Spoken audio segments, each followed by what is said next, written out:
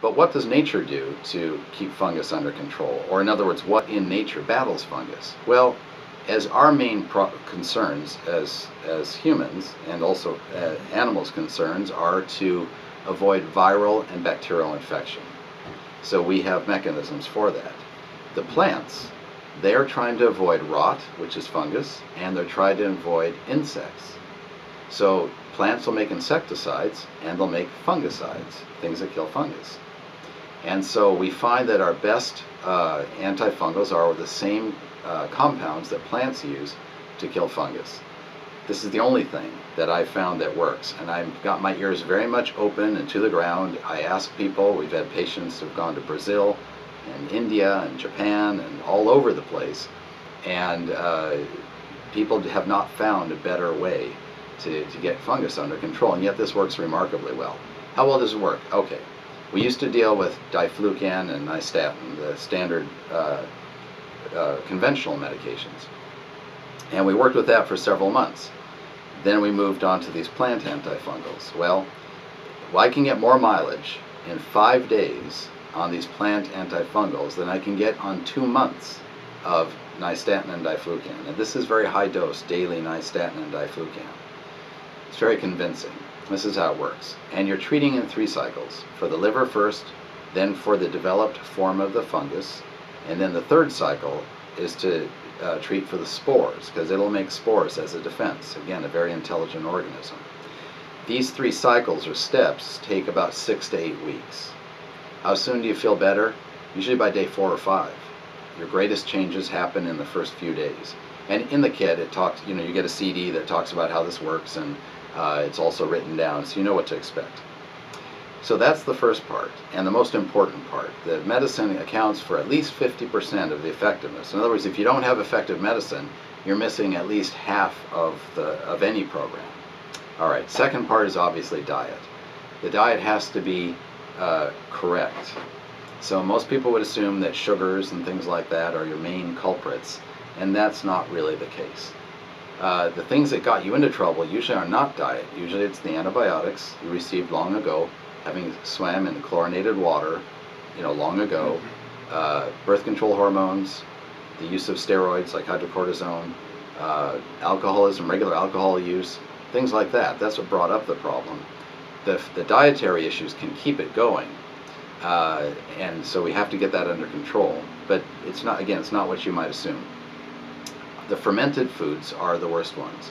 So that's going to be your malted barley flour. This is barley that's been sprouted and heated and turned into maltose sugar. This is what makes beer into beer. Now you'll find maltware in almost all your cereals, in your breads, cookies, crackers. Before the 90s it wasn't there. It used to be Ovaltine, malted milk balls, grape nuts, and malto meal. That was it that had malt in it. Now today it's hard to avoid it. Why is it in the foods? It makes the foods addictive. You will crave it because it has malt in it. This is why we have so many people with their beer belly starting in their teens. Or even worse, excessively skinny. This seems to be the worst fungal person.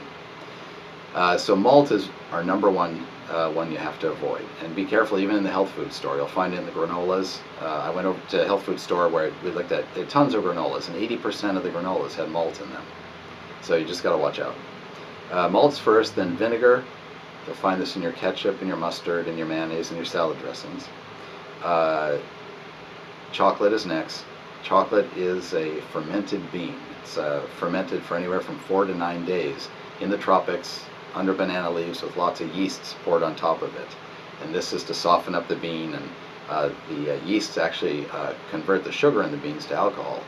So this is why people go crazy over chocolate. The important thing with the program is, as you said, as I noticed also, that you can live without chocolate once you start on the antifungals, because it takes your cravings away. It's not a matter of saying, boy, I feel great, but I sure miss that chocolate. So for most people, it's, they're just amazed that this isn't happening. There's other things you have to avoid: the pickles, the alcohol of any form, even non-alcoholic beer, the aged cheeses, the ones with a strong odor, strong flavor, soy products, steak sauce, cottonseed oil, peanuts and nuts, that's all nuts, the apples, grapes, bananas, coffee. Those are the things that are primarily the food issues. And you get a book and you get a list that shows exactly what you need to avoid in order of how bad they are. And then finally it's probiotics, and this is live bacteria supplements that are going to replace the dying yeast. And so those have to be the proper ones that are sent refrigerated. So this program is 6 to 8 weeks long, and then you do a little maintenance program after that. The large majority of people are going to feel better, again, if they have a candida problem. But this does work very, very well. Okay, yeah, I can attest to that. I mean, I was just so amazed that within 4 days, I had lost all cravings for everything.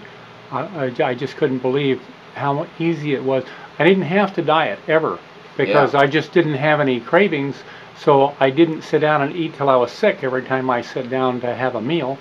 And I didn't change my diet a great deal, even though I followed your program during. I did this for 3 months because I did a double program because I felt I needed it. I remember that, yeah. And but anyway, at the end of that 3 months' time, I had lost about 60 pounds, and I was feeling fantastic. And I haven't had to adjust my diet in the sense that I eat what I want when I feel like it, but I keep it in the back of my mind. Right. I don't want to overdo anything.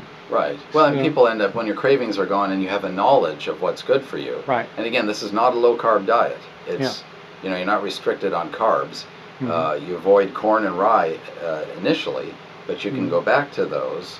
But you become attuned to what makes you feel good and what So if the yeast feeding foods, you lose your appetite for them and they don't make you feel good, it's not hard to avoid them. Right. Most people don't lose 60 pounds. I mean, that's fortunate. You've got, you're a tall man. My experience is that people tend to lose about 10, 12, 15 pounds on average. And that's, again, without dieting, just sticking to it. And they'll lose it right around the middle. That's the common thing. Then we have people like you who can lose 60, 70 pounds, and that there are certainly those also. But I usually tell people 10 or 12 pounds is what you can expect. And a person who's thin and a small frame, obviously they're going to be more in the 2 to 3 pound category. Okay. Let's see, there was something else that I was thinking along this line. That on the probiotics. Yes. I know I've been looking for a long time for probiotics, and I know that you just mentioned that they need to be refrigerated. But I was talking to a guy recently who I believe sent you some samples I've of got products. them. Yes. Okay, and I just wondered if you've had a chance to evaluate them. I haven't. I've just muscle tested them on 2 people. It wasn't too favorable. Okay. It's interesting. Freeze-dried bacteria. I don't know if that works or not. Yeah. The manufacturer of ours has been doing it for a long time, and they've just found that refrigerated is important. It's based on this. The warmer the temperature, the more active the bacteria, and the more they eat.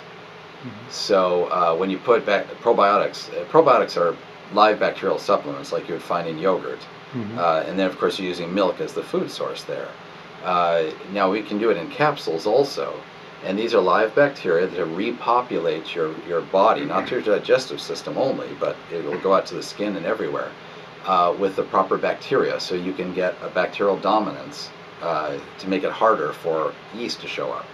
Because a bacterial population is when something else tries to come in, be it virus or yeast, it'll say, look, I'm here first. So that's part of your defense. Anyway, those have to be live, and to keep them alive, we keep them at cool temperatures so that they're not very active. You can put a certain amount of food substance in the capsule, and the warmer the probiotic is, the faster they'll eat it up. And when they eat it all up, then they die.